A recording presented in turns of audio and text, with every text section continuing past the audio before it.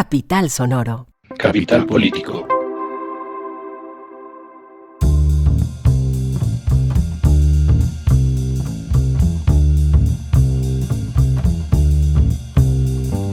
Capital Político es un podcast que semana tras semana, 2 veces a la semana, se ocupa de las noticias más importantes de Colombia, Bogotá y el mundo. Yo soy Santiago Rivas y tenemos un temario prolífico que no se va a ocupar en este episodio de todas las cosas que pasaron el viernes. Parte de la razón por la cual nos hemos demorado en publicar, y les pedimos disculpas, este episodio de fin de semana es por la cantidad de cosas que se desataron en la tarde del viernes y que desactualizaron completamente lo que iba a ser nuestra agenda de repaso.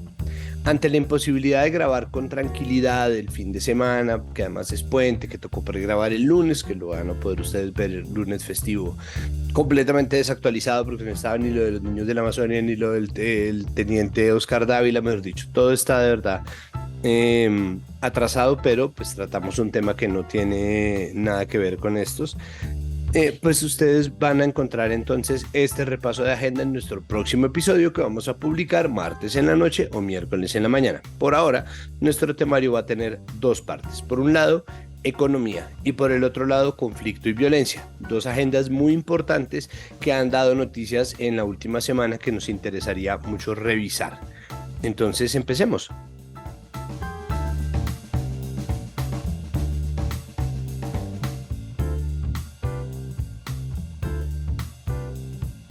Empezamos hablando sobre economía porque han pasado varias cosas.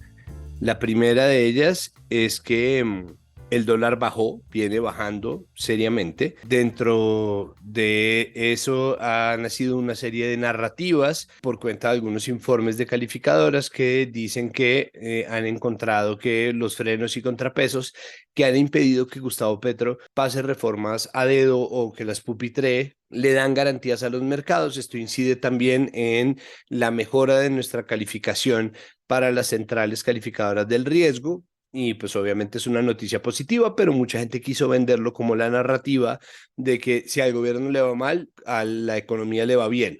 Eso no es así. Es decir, en este caso, el hecho de que la crisis política haya activado la institucionalidad, el hecho de que haya activación institucional y que existan frenos y contrapesos es un signo positivo, pero hay muchos otros elementos que hacen que el dólar suba o baje de precio. Entonces, para tratar de entender, porque yo definitivamente no soy economista y tampoco soy periodista económico, vamos a hablar con Angélica Gómez, editora de economía de cambiocolombia.com y también fundadora de Economía para la People.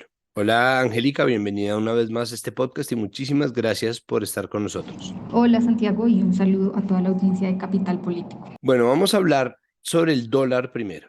Entonces, se vienen diciendo muchas cosas alrededor del dólar y algunos expertos salieron a decir que, aunado a otra serie de situaciones nacionales e internacionales, la crisis e incertidumbre política vividas por el gobierno Petro contribuyeron a que el precio del dólar se haya ubicado donde está, en algún punto incluso por debajo de los 4.200 pesos. ¿Qué tan cierto es esto? Es decir, ¿una incertidumbre o crisis puede hacer esto? Bueno, pues sí, se ha venido diciendo que pasan muchas cosas internacional y nacionalmente que han hecho que el dólar pierda valor en Colombia.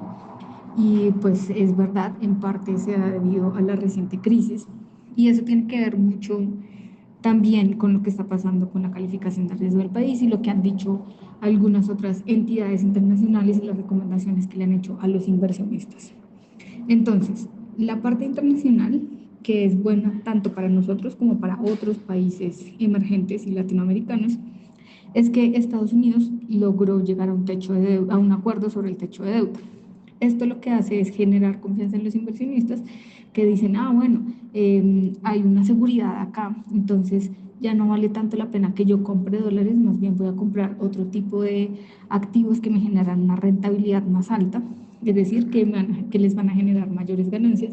Entonces se pasan a deuda de Estados Unidos, pero también dicen, bueno, pues como no hay tanto riesgo en el mundo, porque Estados Unidos solucionó su problema, entonces se pueden dar el lujo de invertir en países más riesgosos, como Colombia y otros países emergentes. Y eso se ha unido a un aumento ligero del precio del petróleo, que para nosotros es muy importante, pues porque es nuestro principal producto de exportación. Entonces esas 2 cosas se unen y empiezan a entrar más dólares a Colombia. y a otros países latinoamericanos. Pero ¿qué es lo que pasa? Que además aquí hubo una crisis interna que le mostró a los inversionistas y a las calificadoras y quienes recomiendan cosas a los inversionistas, digamos, que aquí hay un sistema de pesos y contrapesos que todavía funciona muy bien y que además con esta crisis el gobierno perdió buena parte del capital político que tenía para tramitar sus reformas. Entonces, ¿qué es lo que esta gente está viendo? Bueno, las reformas que pase el gobierno puede que no pasen en su versión más radical, sino que tengan que negociarse mucho más con los partidos y con la gente, con los gremios, con la gente del común, y eso va a hacer que pasen mejores reformas en el Congreso. Entonces, sienten más confianza nuevamente de traer su dinero acá. Entonces, vuelven a entrar. Ya en un sentido más amplio, Angélica, ¿qué podemos decir de esta narrativa? Pues lo que pasa es que acá no estábamos acostumbrados a eso, ¿no? Nosotros veníamos, que es además lo normal que pasa en un país, que si al gobierno le va bien, a la moneda local le va bien. Si al gobierno le va mal, a la moneda local le va mal. Pero lo que estamos viendo en este momento, pues es exactamente lo contrario. Entonces lo que vemos es, al gobierno le va mal, a nuestra moneda le va mejor de lo que podría ir. Y eso como lo vemos también, pues resulta que a nosotros se nos abrió una diferencia importante entre el comportamiento de nuestro peso versus el dólar y el comportamiento de las monedas de los demás países que son similares, la mayoría emergentes y latinoamericanos, o más bien de los países emergentes y de los países latinoamericanos frente al dólar. Ahora que estamos pasando este momento, lo que hemos visto es que esa diferencia se ha ido cerrando, o sea, el peso se va acercando mucho más a lo que es el comportamiento de ese grupo de países y ahí es que podemos ver que el asunto político está afectando. Pero claro, esto trae otras preocupaciones y es que pues un país no se puede paralizar, ¿sí? O sea, no está bien que al gobierno le vaya mal, porque eso pues tiene impactos en todas partes. Imagínense un país que no pueda, por ejemplo, llegar a acordar un presupuesto para ejecutarlo al siguiente año, pues ¿qué vamos a hacer? ¿Sí? Hay que llegar a unos acuerdos, hay que pues también ayudarle al gobierno para que funcione bien, para que el país no retroceda, además en un momento de recesión económica. ¿Qué explicaciones podemos encontrar al bajón del dólar? ¿Qué es lo que explica esta bajada de precio y qué podemos esperar? Y lo que ha dicho la gente experta, la gente que se dedica a estudiar el comportamiento del dólar y a dar más o menos una predicción, porque predecir el dólar es de las cosas más difíciles que existen en el mundo. Pero gente que se dedica a hacer estos cálculos lo que ha dicho es, el dólar podría llegar a final de año entre 3.600 4.000 pesos, pero con momentos en que va a subir muy rápido y luego va a caer muchísimo. Ahora quiero que hablemos sobre la calificación del riesgo. Mire, Moody's mantiene estable la calificación del riesgo de Colombia Baa2 por considerar que los pesos y contrapesos institucionales, esto es entre comillas, del país han funcionado. ¿Qué tipo de miradas, análisis o investigaciones llevan a esta conclusión? Listo, entonces lo que pasa con Moody's está relacionado con lo que veníamos diciendo del dólar y es, ellos lo que ven es que se presentaron unas reformas radicales o más radicales de lo que usualmente se presentan y que esas reformas pues tienen que pasar por el Congreso y tienen que pasar por un consenso con la gente y demás. Entonces, en principio se pensaba que las reformas se iban a pasar casi que tal cual las había planteado el gobierno, porque el gobierno tenía o había mostrado cierta unidad de votos dentro del Congreso a su favor, pero eso ya no está pasando por las crisis que han sucedido desde agosto de 2022. Entonces, eso lo que le muestra a los inversionistas es, venga, esta gente va a tener que negociar, va a tener que modificar sus proyectos, en algo van a tener que ceder. Y eso significa que el control de pesos y contrapesos institucionales está funcionando. Entonces eso es lo que hacen ellos, ¿no? Como comparar como qué tan posible era antes que las reformas pasaran tal cual, qué tan posible es ahora que eso pase y cuáles son las consecuencias de eso. Entonces, ¿hay que hacer reformas? Sí, pero lo que a ellos les preocupaba que era que pasaran tan similares a lo que había propuesto el gobierno con las implicaciones para la economía que eso tenía, es muy poco probable que pase. Cuénteme qué era lo que venía pasando antes, porque vale recordar acá que Fitch Ratings y S&P Global Ratings redujeron al país a grado especulativo en 2021. ¿En qué contexto llega esta especulación? Lo que había pasado antes, entonces, era que Colombia pues venía de todo este asunto de cómo enfrentó la pandemia, ¿no? Todo lo que se tuvo que endeudar, que tuvo que levantar por un tiempo el techo del déficit fiscal, o más bien el límite del déficit fiscal, y que a los inversionistas les preocupaba mucho cómo eso se fuera a reorganizar y cómo el país iba a retomar su rumbo de mantener unas buenas finanzas en lugar de mecatearse, digamos, toda la plata y además tener que pedir plata en el exterior.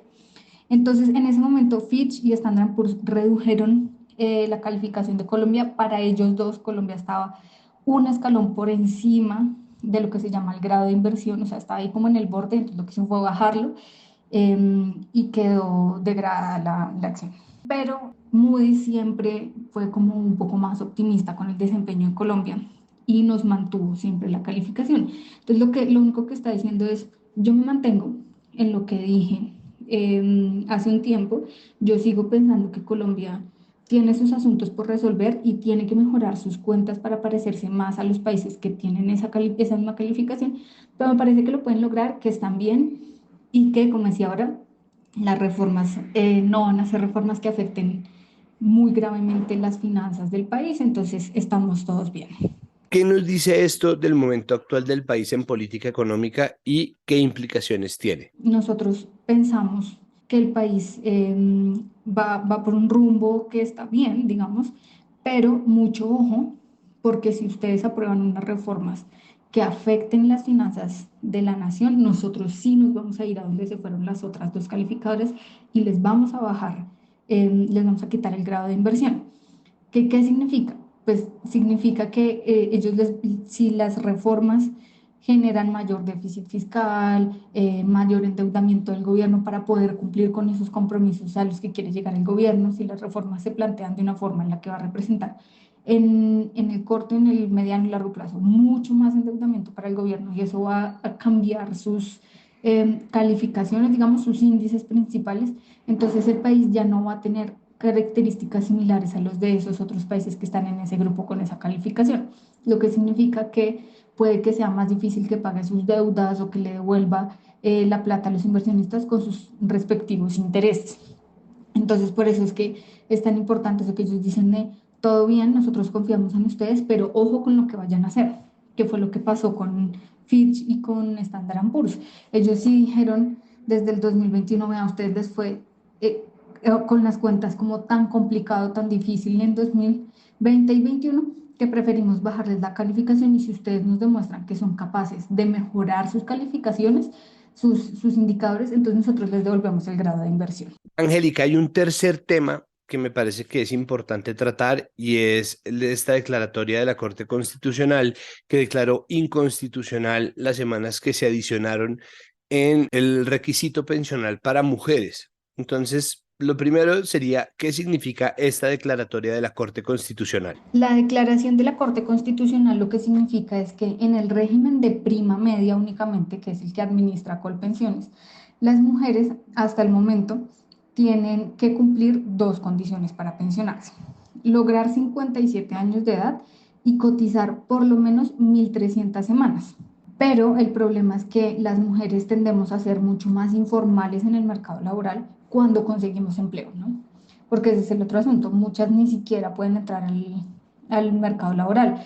El DANE nos mostró el mes pasado que la tasa de desempleo de las mujeres sigue en el 13% y el de los hombres ya está por allá en el 8%.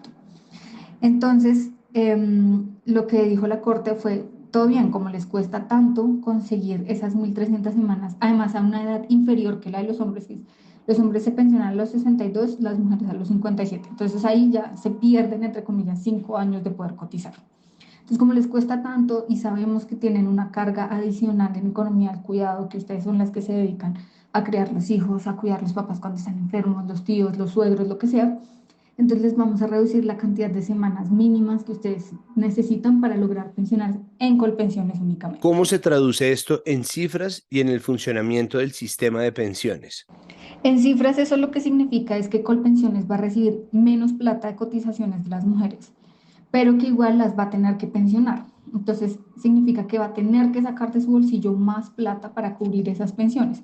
Pero hay un problema adicional y es que como le están quitando más tiempo a las mujeres, significa que van a poder ahorrar menos y que esto podría añadirle un problema a las mujeres para que busquen empleo. ¿Por qué? Pues porque si tú tienes una mujer de 55 años con 900 algo semanas para pensionarse y al mismo tiempo tienes un hombre de 55 años con las mismas 900 algo semanas para pensionarse, tú vas a elegir al hombre porque es menos probable que él se vaya del puesto a los 2 años cuando complete las 1.300 semanas o las 1.000 semanas más bien, ¿sí? En cambio, la mujer, pues sí, pues cumple 57 años en 2 años y además le da con que completa las 1.000 semanas de cotización, entonces es más probable que se vaya, luego es menos probable en un principio, pensando desde el lado del empresario, que la contrate, ¿no?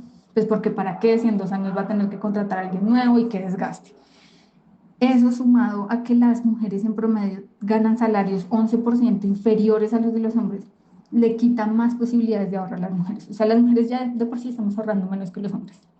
Y además nos están diciendo, en menos tiempo tienen que lograr ese ahorro.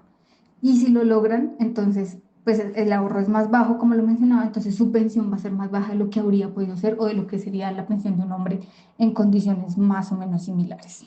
Bueno, Angélica, como siempre, muy agradecidos con usted por aceptar nuestra invitación, por ayudarnos a entender estas cuestiones complejas de la economía y de nuevo y siempre por su trabajo en Economía para la People. Muchísimas gracias. Santiago, muchísimas gracias a usted por la invitación. Un saludo a toda la gente de Capital Político y gracias por escucharme.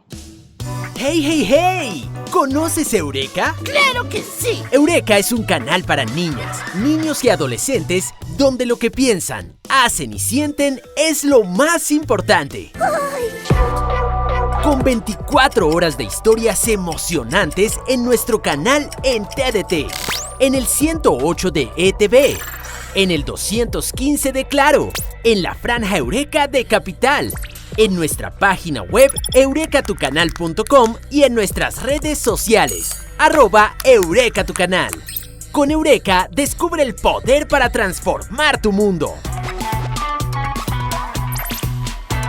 Ahora vamos a hablar sobre las pensiones, pero queremos hacerlo desde un ángulo un poco más de derechos humanos, un poco más pues desde la evaluación del discurso. Entonces, esta es la voz que nos envía Viviana. Hola, buenas noches. Mi nombre es Viviana Díaz, soy la fundadora de la colectiva Lílites y muy agradecida de permitirme este espacio. Bueno, cuénteme por favor, ¿cuáles han sido las distintas posiciones o reflexiones de la decisión de la Corte? Hay varias posiciones respecto al comunicado de prensa de la Corte que salió el 6 de junio de este año. Hay dos posiciones principalmente, la posición obviamente que no está tan a favor y la que está a favor. Principalmente de los que están como en oposición a la decisión de la Corte se hacen preguntas como el tipo de impacto fiscal, si existirá una avalancha o no de traslados masivos del régimen privado al fondo público de prima media, es decir, a Colpensiones, pues en el entendido de que lo que sucede actualmente es que la mayoría de personas, o sea, solamente una de cada 4 personas logra pensionarse, el resto bien sea pueden acceder al fondo de pensión mínima en los fondos privados o pues sería subsidiada en el fondo público. Lo que se preguntan los que están en oposición a la decisión de la Corte es aquellas personas que no logran cotizar el número de semanas en los regímenes privados se trasladarán masivamente al fondo de Colpensiones con el fin pues de obtener esta prerrogativa con menos semanas. También pues se preguntan, que es una pregunta totalmente válida y creo que no solamente es una reflexión de oposición, sino también a favor y es, ¿se pensionarán menos mujeres o más mujeres? La pregunta nace de, del entendido en que actualmente en Colombia las mujeres se pensionan menos que los hombres. ¿Por qué? Se deben a diferentes contextos, ¿no? Primero, porque las mujeres mayoritariamente no están empleadas en empleos formales, sino están en condición de informalidad. Lo que la informalidad hace es que no se pueda acceder al régimen de seguridad social, por lo tanto no pensionan, ¿no? No cotizan para la pensión y no se pueden pensionar. Hay otras posiciones que obviamente celebran la decisión de la Corte porque también reconoce que las mujeres históricamente han tenido que superar situaciones estructurales de discriminación. Por ejemplo, el contexto de que las mujeres se pensionan menos no solamente se debe a sus condiciones laborales de informalidad, sino también que tienen una economía del cuidado diferente al que la mayoría de los hombres, no todos, no tienen conocimiento. Es decir, las mujeres trabajan no solamente informalmente fuera de sus hogares, sino también dentro del sistema de cuidado, bien sea cuidando a sus hijos, familiares en condiciones que no pueden cuidarse a sí mismos o mismas. Entonces, sí es importante la sostenibilidad fiscal, sí es un tema que habría que analizarse, que es un compromiso del gobierno nacional y también del Congreso de la República, es decir, de los dos poderes y de las dos ramas del poder, que son legislativo y ejecutivo. ¿Qué interpretación hacen ustedes desde la colectiva? Respondiendo a la pregunta sobre nuestra interpretación, nosotras consideramos que es un paso más que hace Colombia hacia una equidad real respecto a las condiciones y los derechos de las mujeres, ¿no? Eh, Dentro de las consideraciones de la Corte se hacía, y es que se está pidiendo actualmente en menos tiempo las mismas semanas cotizadas en un menor tiempo, es decir, los hombres se pensionarán con 1.300 semanas y a los 62 años y las mujeres a los 55 con las mismas 1.300 semanas, es decir, como que había un factor que aparentemente era neutral, pero que en realidad demuestra una situación de discriminación estructural que afecta obviamente a la población de las mujeres. Y esto no es que se debe como a una extralimitación de la Corte, sino creo que es un reconocimiento de lo que se ha venido tratando en diferentes momentos, y es que las mujeres en temas de derecho laboral, especialmente en el ámbito de empleabilidad informal, pues obviamente esto es un sector que está mayoritariamente ocupado por mujeres y que estas mujeres precisamente por estar bajo la informalidad no pueden acceder a un régimen de pensiones, ¿no? Y en segundo lugar, reconocen todo lo que tiene que ver con la economía del cuidado, que tiene que ver con que lamentablemente ojalá no lo estuviera, pero no se ha reconocido que las mujeres están al cuidado del hogar y que esto es una labor, que es un trabajo que no está siendo reconocido actualmente, por ejemplo, en el régimen de seguridad social y especialmente en el régimen de pensiones, ¿no? Entonces, muchas veces las mujeres están en la informalidad de dos maneras actualmente, y es trabajando informalmente fuera de casa y también trabajando en su hogar, y en ninguno de los dos sitios se le reconoce semanas de pensión, ¿no?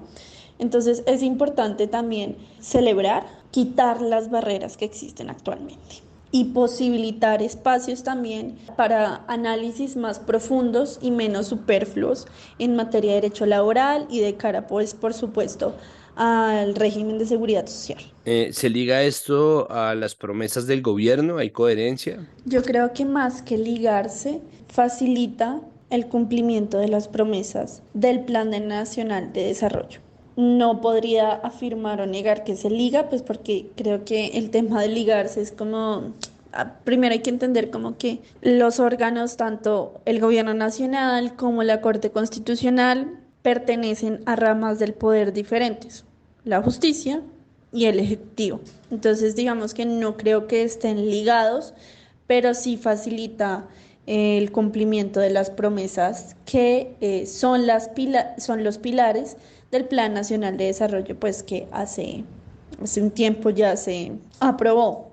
¿En qué sentido? En que se derriban barreras y permiten la justicia social. Derriban estructuras de discriminación que se han perpetuado en el tiempo sin que nadie preste atención a estos, y que, en palabras de la Corte, parezca una posición neutral, pero que realmente no lo es, ¿no?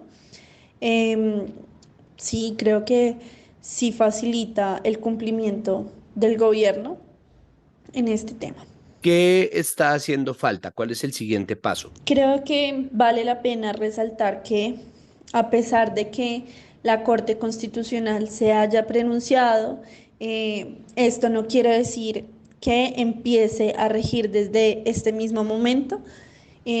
Como la Corte lo mencionó, tiene el legislativo en conjunto con el Gobierno Nacional hasta el 2025 para ejecutar un proyecto de ley para legislar y ejecutar cómo va a ser este cambio pensional y cómo progresivamente se va a implementar, ¿no?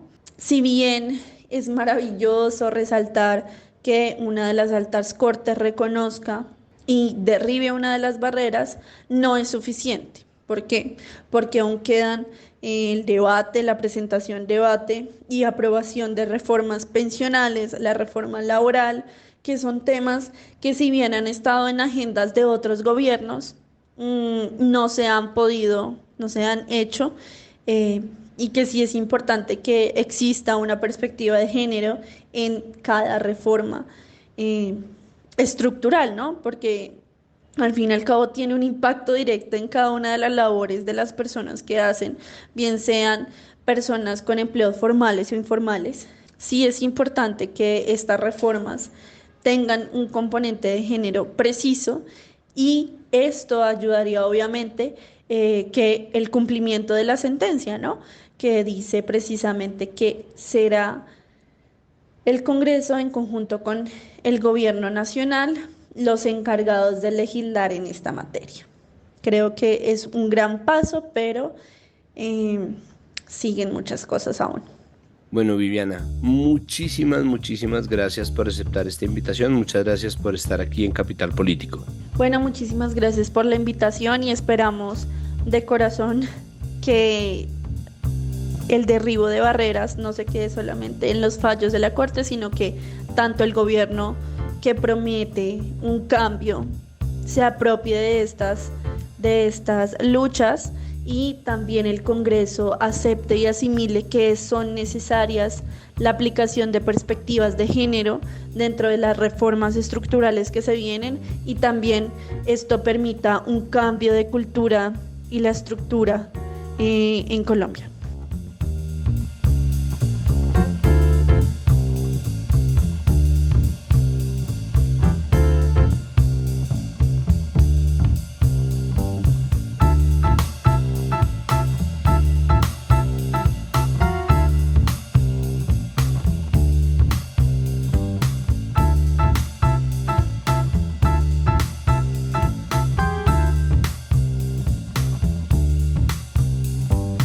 Tenemos varios temas, sobre todo nos vamos a centrar en la labor que viene cumpliendo la JEP últimamente, y para hablar sobre este tema se encuentra con nosotros María Camila Correa, profesora de la Universidad del Rosario.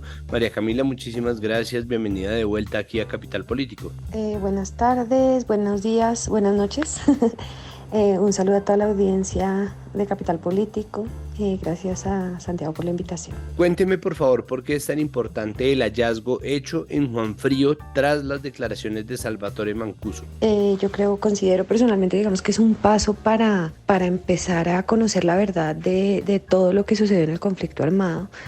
La verdad es un componente, el hecho de que las víctimas conozcan la verdad es un componente clave de la justicia restaurativa, que es uno de los pilares fundamentales del sistema integral del que hace parte la Jurisdicción Especial para la Paz. Entonces, empezar a encontrar el paradero de víctimas, de personas que estaban desaparecidas, cuyas familias no sabían dónde estaban, creo que eso es un aporte importante tanto para la verdad personal de las víctimas como para la verdad del conflicto.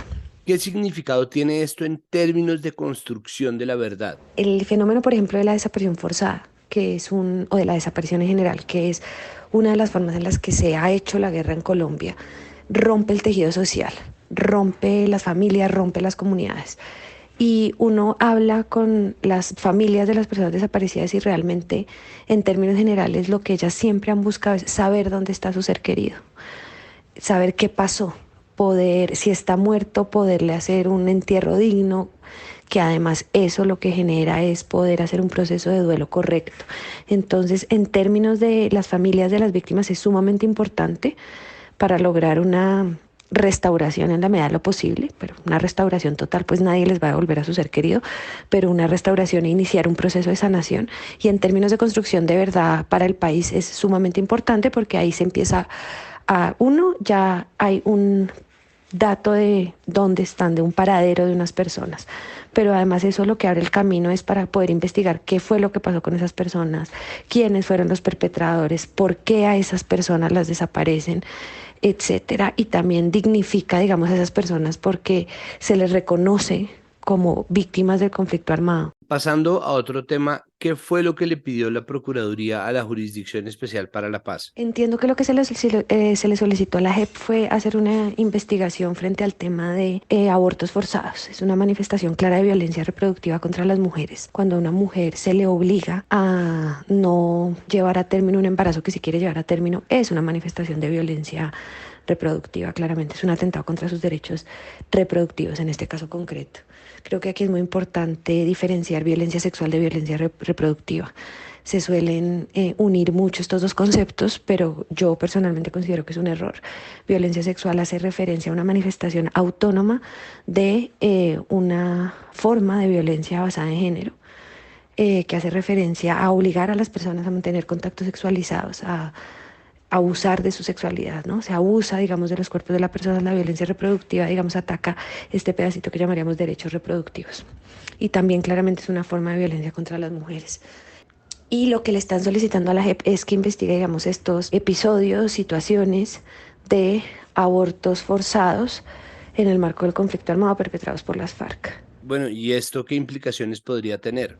Por ahora, digamos, hay que esperar a ver cómo se realizan estas investigaciones al interior de la jurisdicción y cómo evoluciona este tema en el marco de cada uno de los macrocasos en los que puede, digamos, tener competencia la JEP para investigar este tipo de situaciones, este tipo de hechos violentos contra las mujeres. Bueno, Camila, muchísimas gracias y como siempre, bienvenida aquí a este podcast Capital Político. Mil gracias. Muchísimas gracias por la invitación y espero poder volver a participar prontamente.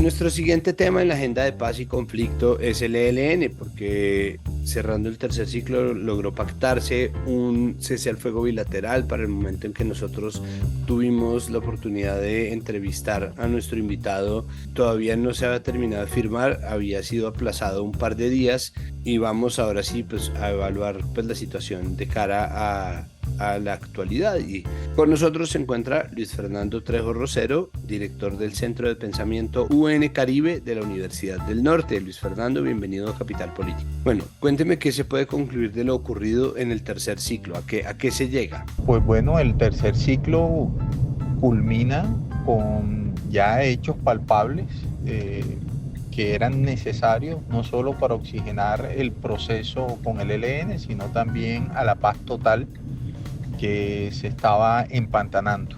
¿Por qué se movió el cese bilateral? ¿Qué era lo que faltaba?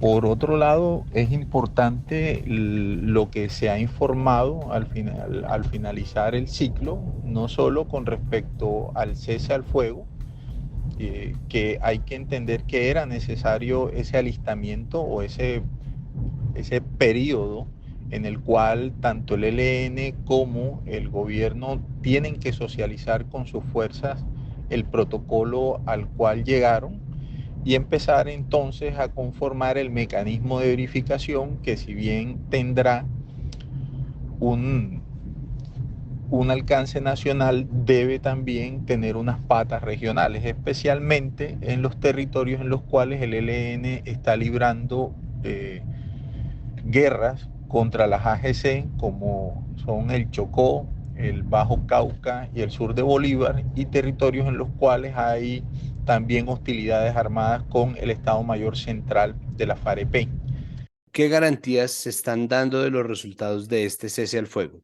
Por otro lado, se espera que en paralelo al avance del cese al fuego se empiece el proceso de participación política contenido en el punto 1 del Acuerdo de México, y que el cese al fuego entonces no solo produzca alivios humanitarios y desescale el conflicto, sino que también genere las condiciones necesarias para que ese punto 1 empiece a materializarse.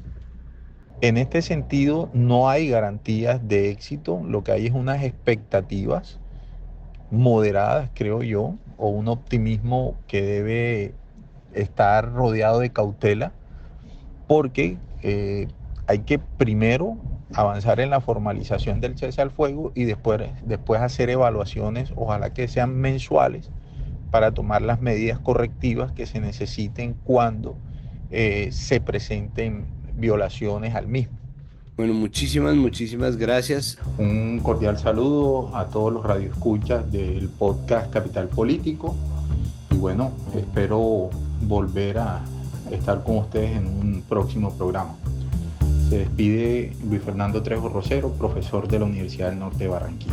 Y hasta aquí este episodio de Capital Político. Recuerden por favor que todo lo que ocurre en Capital Sonoro, todos los podcasts que están funcionando y saliendo, produciéndose, se hacen gracias al trabajo arduo de nuestra productora María Alejandra Cuestas, de nuestros periodistas Juan Pablo Contu y Nadia Orozco, y de nuestros editores Adriana Castellanos y Cian León Bernardo González, editor, por supuesto, de este episodio y de todos los de Capital Político. Recuerden que somos comunicación pública, es decir, no tenemos un programa de suscripciones, no tenemos una paywall, un muro de pagos, no tenemos un patronaje, mecenazgo, nada por el estilo. Si quieren hacer alianzas comerciales con nosotros, pueden hacerlas, pueden escribirnos a contenidosonoros@canalcapital.gov.co y proponernos hacer pauta en este podcast. Si usted quiere poner su anuncio aquí de cara, de oídos a la gente, pues puede hacerlo perfectamente y nosotros podemos sentarnos a conversar sobre qué plan de pauta puede funcionarle mejor. Hasta aquí este episodio de Capital Político. Muchísimas gracias, disculpen de nuevo la demora y nos vemos la próxima semana, temprano en la semana. Terminen de disfrutar del puente festivo. Capital Sonoro.